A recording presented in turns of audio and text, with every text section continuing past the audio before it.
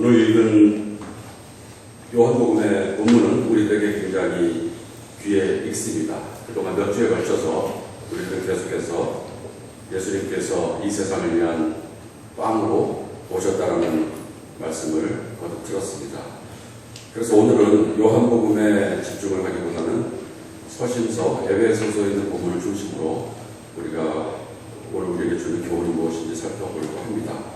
그러나 결국은 또 우리가 결론에 가서는 요한복음의 내용을 만나게 될 것입니다. 오늘 에베소서 본문 특별히 15절, 16절, 17절에 있는 말씀을 한 절씩 좀 깊이 생각해 보면서 그 가운데 담겨있는 깊은 교훈을 생각해 보려고 하는데요. 15절을 보니까 이렇게 기록이 되었습니다. 그러므로 여러분은 어떻게 살아가야 할지를 살피십시오. 지혜롭지 못한 사람처럼 살지 말고 지혜로운 사람답게 살아가야 합니다. 얼마나 많은 사람들이 내가 어떻게 살아가는지를 살피고 삶을 살고 있을까요? 오늘 본문은 여러분은 어떻게 살아가야 할지를 살피십시오. 이렇게 말씀을 하고 있는데 대부분의 사람들은 그냥 살아가는 거지 내가 어떻게 살아가는지 내가 과연 정말 바르게 살고 있는지 이런 것들을 확실하게 확인하면서 삶을 살지는 않은 것 같습니다. 아마 살기 너무 바빠서 그렇기도 하고 또 세상 사람들이 다 그냥 비슷비슷하게 살아가는 것 같은데 자기만 뭐 특별히 어떻게 살아야 할지를 따로 생각할 필요가 없다라고 판단하는지도 모르겠습니다. 내가 과연 어떤 인생관을 갖고 살아가는지 정해놓고 그대로 살아가는 사람은 그렇게 많지 않은 것 같습니다. 그러나 오늘 본문은 우리가 어떻게 살아가야 할지를 살피라 이렇게 명확하게 말씀을 합니다. 그 이유는 우리가 어떻게 사느냐에 따라서 우리는 지혜로운 자가 될 수도 있고 어리석은 자가 될 수도 있기 때문입니다. 우리의 인생이 완전히 기쁨과 보람으로 가득 찰 수도 있고 또 완전히 망할 수도 있다라는 말씀이 되겠죠. 15절의 말씀을 다른 성서 번역을 좀 비교하면서 보면 그 뜻이 조금 더 명확해집니다. 영어로 먼저 그 번역된 부분을 몇 개 소개하면요. Be careful how you live. 네가 어떻게 사는지에 대해서 굉장히 조심하여 보아라. 그죠? Be careful이라는 표현을 쓰고 있고요. 또 다른 번역에서는 Act like people with good sense 이렇게 되어 있어요. Good sense, 좋은 판단력 혹은 좋은 지각을 갖고 있는 사람처럼 행동하라. 또 다른 번역에는 Walk circumspectly 이렇게 되어 있습니다. 주의를 잘 관찰하면서 조심하면서 인생을 걸어가라 이런 말씀이 되겠죠. 다른 한글 번역에는 어떻게 행할지를 자세히 주의하여라. 개역 성경에는 그렇게 되어 있고요. 또 어떻게 처신할지를 깊이 생각하라. 공동 번역에는 이렇게 번역이 되어 있습니다. 전체적으로 뜻이 다 통하지만 결국 공통된 의미는 우리가 삶을 그냥 살지 말라는 것이죠. 모두 아침에 일어나면 하루가 자동으로 지나가지만 그렇다고 그냥 시간 지나가는 대로 발길이 옮겨지는 대로 삶을 살지 말고 한 걸음 한 걸음을 정확히 내가 어디로 향해서 가고 있는지 내가 삶을 어떻게 살아야 하는지를 의식하면서 성찰하면서 삶을 살아가는 그런 말씀입니다. 참 쉬운 것 같기도 하지만 또 굉장히 어려운 것 같기도 합니다. 분별력을 갖고 자기 성찰을 통하여서 자기 인생을 냉정하게 평가하면서 삶을 살라 이렇게 우리들에게 말씀을 합니다. 오늘 읽은 구약성서 본문을 보니까 솔로몬이 하나님께 구한 것이 바로 지혜였습니다. 특별히 여기서는 왕으로서 재판을 할 때 적용할 수 있는 그런 분별력을 달라고 기도를 했는데 아마 그 분별력은 결국 삶을 살아가는 방식에 대한 분별력이 될 것 같습니다. 이것이 우리의 인생에서 가장 중요하다는 말씀이죠.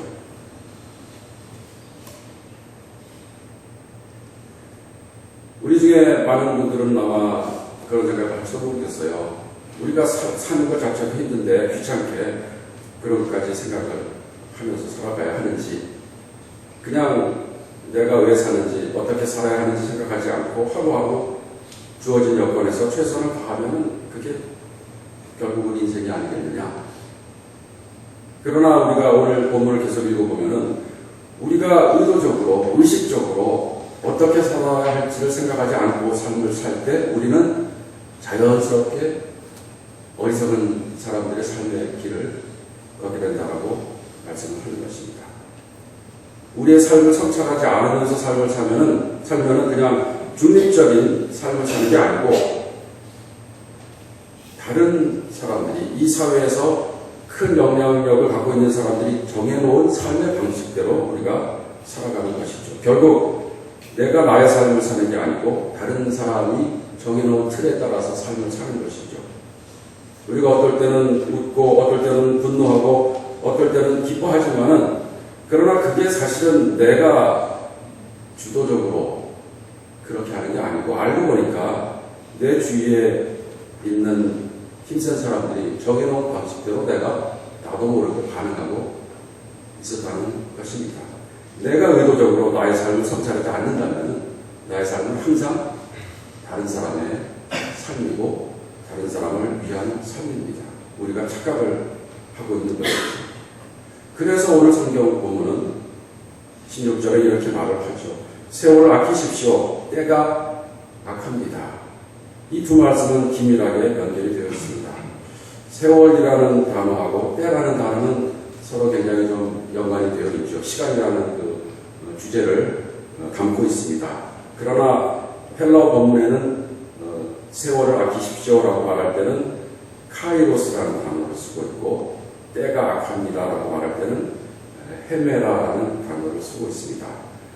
카이로스라는 단어는 특별히 다른 시간을 나타내는 표현인 크로노스와는 달리 시간을 양적으로가 아니고 질적으로 이해할 때 많이 사용하는 표현입니다. 그래서 제가 아마 얼마 전에도 설교 말씀을 드린 것 같은데, 때와 시를 우리가 구별해서 본다면은 이 카이로스는 때, 기회와 더 연결이 되는 단어이고, 이제 크로노스는 그냥 양적인 시간과 연관이 되는 그런 단어입니다. 그래서 여기서 세월을 아끼십시오라는 그 말은 기회를 아끼십시오. 삶의 어떤 질적인 그 차원을 깊이 생각하십시오. 그런 말씀이고요. 그 이유는 때가 악하기 때문입니다. 이 시대가, 이 세월이, 이 시절이 악한 시절이 되기 때문입니다. 이렇게 말씀을 합니다. 이 말씀은 1차적으로는 바울이 에베소 교인들이 처한 상황을 생각하면서 드린 말씀이 되겠죠. 당시 로마의 지배적인 문화 속에서 특별히 로마의 황제를 섬기는, 온갖 우상을 섬기는 그런 상황 속에서 세상의 풍토대로 산다는 것은 곧 악한 삶을 사는 것이 되겠습니다. 그래서 그런 삶을 계속 살지 말고 내가 어떤 삶을 살아야 할지를 다시 한번 생각해 보면서 우리에게 주어진 좋은 기회들을 아깝게 놓치지 말라는 말씀입니다. 다른 번역들을 또 살펴보면요, 세월을 아끼십시오. 혹은 영어 표현을 보니까 make the most of every opportunity 이렇게 되어 있어요. 주어진 모든 기회를 다 선용을 하십시오. 또 redeem the time, 시간을 사십시오. 활용하십시오.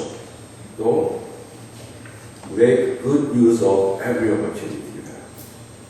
결국 세월을 아끼라라는 말 속에는 어떤 전제가 깔려있냐면 모든 시간은, 모든 세월은 우리에게 주어진 기회의 순간이라는 내용이 깔려있는 것이죠. 우리가 하루하루 의도적으로 우리의 삶을 성찰하면서 그 기회를 선용하지 않을 때 우리는 또다시 그 기회를 놓쳐버리는 것입니다. 우리가 성찰하지 않는 삶을 계속 살아갈 때 계속해서 기회는 우리에게 다가왔다가 다시 우리 뒤로 흘러 넘어가는 그런 삶을 살게 되는 것이고, 그런 삶이야말로 세월을 아끼지 못하고 세월을 허비하는 삶을 살게 된다는 것이죠. 기회를 계속 놓치면서 삶을 살게 되는 안타까운 모습입니다. 여기에서 우리들은 시간의 중요성에 대해서 다시 한번 깊게 생각을 하게 됩니다. 시간이 얼마나 중요합니까? 많은 사람들이 시간보다 중요한 게 돈이라고 생각을 하는 것 같아요. 그래서 재테크에 대해서 굉장히 관심이 있는데 우리 기독교인들은 사실은 재테크보다는 시테크를 더 잘해야 합니다. 곰곰이 따져보면 사실 재테크의 핵심은 시테크이기도 하지요. 그러나 그렇다고 우리가 이 성경이 주는 시테크의 지혜를 통해서 뭐 주식 투자하는 데 활용을 한다거나 부동산 투자하는 데 활용을 해서 대박을 얻을 것이라는 기대를 여러분들이 하면은 그야말로 시테크의 참된 의미를 여러분들이 놓치고 있는 거가 되겠습니다. 이 시간을 타는 기술, 시간을 활용하는 기술은 바로 성경에 있고 하나님의 뜻 안에 있는 것이죠. 그 이유는 하나님은 창조의 하나님이시고 하나님은 또 온 우주를 지금 현재 다스리시고 또 온 우주의 종말을 마무리하실 분이기 때문에 결국 시간에 대해서 하나님보다 더 잘 아시는 분이 없고 우리가 하나님의 뜻을 이해할 때 우리들은 시간에 대해서 가장 현명한 판단과 선택을 할 수 있습니다. 그러나 하나님을 놓치고 이 세상의 악한 풍조대로 삶을 살아갈 때 우리들은 시간을 놓치고 기회를 놓치게 된다는 말씀입니다. 오늘 설교 제목을 잃어버릴 시간을 찾아서라고 잡았는데 아마 많은 분들이 이거 오자 나왔네 이렇게 생각했을지 모르겠어요. 잃어버린 시간을 찾아서라는 유명한 소설이 있죠. 프랑스 작가 마르셀 프루스트가 지은 책의 제목입니다. 이 책은 주인공이 어느 날 마를렌느라는 그 프랑스 과자를 홍차에 담궈서 마시는 순간에 갑자기 그때 느꼈던 감각이 옛날에 어릴 적에 그 기억과 연결이 되어서 과거의 기억이 마치 본물이 터지듯이 갑자기 밀려나오면서 그 기억의 단초로부터 하나씩 하나씩 이야기를 풀어나가는 내용으로 구성이 되어 있는데 그게 얼마나 많아졌는지 무려 7권의 3,000페이지나 되는 양의 소설이 되었습니다. 우리의 기억은 정말 그런 면이 있죠. 어디에 숨어 있는 것 같은데 우리가 그 실타래를 풀어내듯이 단초를 하나 잡아서 풀어내기 시작하면 꼬리에 꼬리를 물고 우리의 과거의 기억이 생각이 납니다. 그러나 아무리 과거의 기억이 아름답고 재미있고 뭐 많다 할지라도 과거는 과거이고 엎질러진 물일 수밖에 없습니다. 아무리 우리가 과거로 시간여행을 해서 과거에 대해서 많이 안다 할지라도 어느 하나도 우리가 바꿀 수 있는 것은 없지요. 곰곰이 생각해보면 잃어버린 시간보다는 잃어버릴 시간에 우리가 관심을 두는 게 더 현명하지 않을까. 물론 표현이 정확하진 않죠. 우리가 실기할 수 있는 기회 이렇게 표현하면 조금 더 정확하겠지만은 좀 프루스트의 책을 패러디적으로 이렇게 활용을 해서 잃어버릴 시간이라고 한번 표현을 해보았습니다. 결국 우리가 인생을 잘 산다는 것, 우리가 어떻게 살아야 할지를 잘 성찰하면서 산다는 것은 어떤 삶인가 하면은 우리가 가만히 있으면은 자칫 잘못하면은 잃어버릴 시간을 잃어버리지 않고 찾아서 사는 것, 그것이 바로 아름다운 삶이라는 뜻입니다. 우리들에게는 잃어버린 시간이 정말로 많이 있지만 그러나 잃어버릴 시간이 더 많이 남아 있습니다. 뒤에 있는 것은 잊어버리고 우리가 앞으로 활용할 수 있는 그 모든 기회들을 잘 선용하는 것, 그것이야말로 우리가 우리의 삶을 더욱더 질적으로 훌륭하게 살아가는 방법입니다. 우리들은 어제 수양회를 보내면서 특별히 우리보다 앞서서 삶을 살아왔던 우리들의 신앙의 선배들, 그리고 또 선교사님들의 삶을 같이 생겨볼 수 있는 기회를 가졌습니다. 그분들은 과연 어떤 시간관을 갖고 삶을 살았을까요? 어떤 생각할 때는 정말 이 땅에서 누릴 수 있는 많은 것들을 누리지 못하고 고생만 하고 순교당하고 고통당하고 삶을 생각했지만, 그러나 오늘 우리들의 입장에서 그분들의 삶을 살펴볼 때 그분들이야말로 정말로 그 주어진 기회를 하나도 놓치지 않고 어떤 값을 치르고라도 최선을 다해서 그 기회를 선용하면서 삶을 살았다는 것을 느낄 수 있습니다. 그분들 때문에 바로 오늘 우리가 이 자리에서 하나님께 예배를 드리고 참된 생명을 누릴 수가 있게 되는 것이죠. 세월을 아끼십시오. 때가 악합니다. 특별히 세월을 아껴야 되는 이유는 때가 악하기 때문이라는 말씀입니다. 때가 악하지 않으면은 우리가 기회를 많이 잃어버리지는 않을 수 있어요. 그죠? 그러나 때가 악하면 악할수록 우리가 가만히 그냥 아무것도 안 하고 삶을 살면은 기회를 수없이 놓치게 된다는 것입니다. 에베소 교인이 처한 당시의 상황이 그랬고 오늘 우리의 시대도 그렇게 다르지 않습니다. 점점 이 세상의 풍조는 하나님으로부터 멀어져 가는 것 같은 그런 느낌을 받게 됩니다. 많은 사람들이 이 세상을 살아가면서 그때그때 변하는 풍조에 파도 타기를 하면서 그저 잘 적응하면서 그때그때 다치지 않고 또 자신들이 취할 수 있는 이익을 취하면서 삶을 살아가려고 합니다. 전도서 11장 9절을 보면은 젊은이들에게 이렇게 충고를 합니다. 젊은이들이여, 젊을 때에 젊은 날을 즐겨라. 내 마음과 눈이 원하는 길을 따라라. 오늘날 젊은이들이 이 성경 구절을 보면은 아멘 할지 모르겠어요. 정말 마음에 와닿는 참 좋은 성경 말씀이네. 그런데 이제 그 다음에 이렇게 기록이 되죠.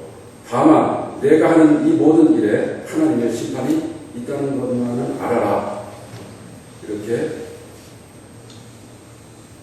토를 달고 있습니다. 내 마음의 걱정과 육체 고통을 없애라. 활기왕성한 청춘은 끝없이 지나가기 때문이다. 그리고 말씀을 하기를 젊을 때에 너는 창조주를 기억하여라. 고생스러운 날들이 오고 사는 것이 즐겁지 않다고 할 나이가 되기 전에 이렇게 말씀을 하죠. 우리의 눈에 보기 좋고 입에 단 이런 것들만을 추구하면서 이 세상에 순응하면서 시대의 풍조를 따라서 삶을 살아갈 때 우리들은 바로 악한 생각과 악한 관습에 물이 드는 삶을 살게 된다는 것입니다.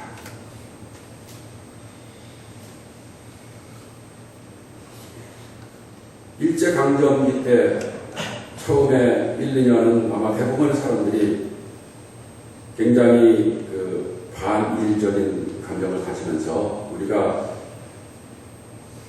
일본에 굴복해서는 안 된다라고 시대의 풍조에 저항하는 삶을 살았을 것 같습니다. 그러나 시간이 지나서 5년, 10년이 지나고 20년, 30년이 지나가면서 많은 사람들이 포기하게 되었습니다. 좌절하고 변절하고 우리나라는 이제 완전히 없어진 것이고 일본이 영원히 우리 민족을 통치할 것이다라는 그런 생각을 가졌었겠죠.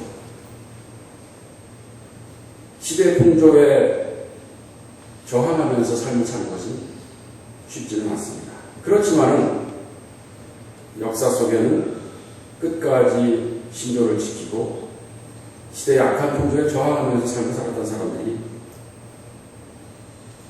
우뚝우뚝 위대한 증인으로 서 있지 않습니까? 윤동주 시인과 같은 분은 바로 그런 분이 아닙니까?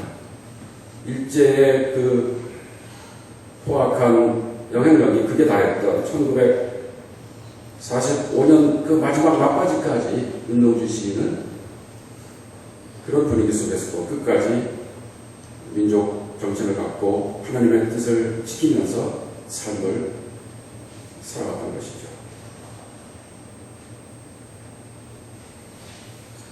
17절을 보니까 이렇게 말씀을 합니다. 그러므로 어리석은 자가 되지 말고 주님의 뜻이 무엇인지를 깨달으십시오. 인생을 내가 어떻게 살아야 하는지를 생각하면서 지혜롭게 산다는 것은 결국 결론적으로는 주님의 뜻을 깨달으면서 삶을 사는 것이라는 말씀입니다. 지혜의 본질은 하나님의 뜻을 깨닫는 것이라는 것이죠. 우리가 하나님의 뜻을 헤아리고 주의하여서 이게 하나님께서 원하시는 일일까 아닐까를 늘 생각하면서 삶을 살아가는 것입니다.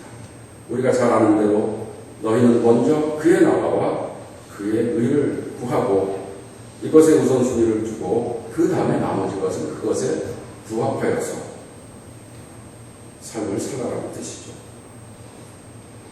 솔로몬은 먼저 하나님의 나라와 하나님의 의를 구하는 삶을 원했던 것 같아요. 그랬더니 하나님께서는 그에게 지혜를 주심은 물론 부귀와 영화도 주셨다. 무엇을 먹고 무엇을 마실까 하는 그 문제는 하나님께서 솔로몬이 지혜를 달라고 하시니까 덤으로 알아서 주었다 이렇게 말씀을 하시는 것입니다. 로마서 10장 1절에서 2절의 말씀은 우리들에게 굉장한 도전과 교훈이 됩니다.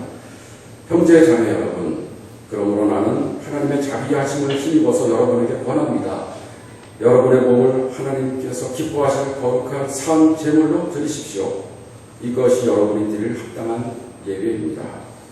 여러분은 이 시대의 풍조를 본받지 말고 마음을 새롭게 함으로 변화를 받아서 하나님의 선하시고 기뻐하시고 완전하신 뜻이 무엇인지를 분별하도록 하십시오. 똑같은 말씀을 우리에게 주고 있습니다. 하나님의 뜻이 무엇인지 우리가 애써 생각하면서 분별을 하여서 이 시대의 풍조와 다른 새로운 삶을 살아야 한다는 것이죠. 하나님의 뜻, 주님의 뜻, 우리가 굉장히 많이 쓰는 표현인데 그러나 또 이거 이상 애매한 표현이 어디 있습니까? 여러분은 그렇다면 하나님의 뜻은 무엇이라고 생각하십니까? 많은 분들이, 모든 분들이 하나님의 뜻대로 삶을 살아야 한다라고 말씀을 하는데 그게 구체적으로 무엇이죠? 우리 모두 정말 쉽게 금방 동의할 수 있는 그 내용이 드러나고 있습니까? 하나님의 뜻이라는 구실로 얼마나 많은 악들이 역사속에서 이루어졌는지 우리들은 너무나도 잘 알고 있습니다. 십자군 전쟁이라든가 수많은 학살들이 하나님의 뜻이라는 이름으로 이루어졌습니다. 남미 선교하는 과정에서 얼마나 극악무도한 만행들이 저질러졌습니까? 대부분의 모든 일들이 하나님의 이름으로 하나님의 뜻이라고 합리화되어서 이루어진 것이죠. 우리가 막연히 애매하게 하나님의 뜻이라고 말을 하는 것은 그야말로 아무 말도 하지 않은 것과 마찬가지입니다. 그 속에는 굉장히 사악한 생각이 담겨 있을 수도 있고 선한 생각이 담겨 있을 수도 있습니다. 우리들은 구체적으로 과연 그렇다면 하나님의 뜻은 무엇을 의미하는 것인지를 확인을 하고 정해야 하는 것이 되겠죠.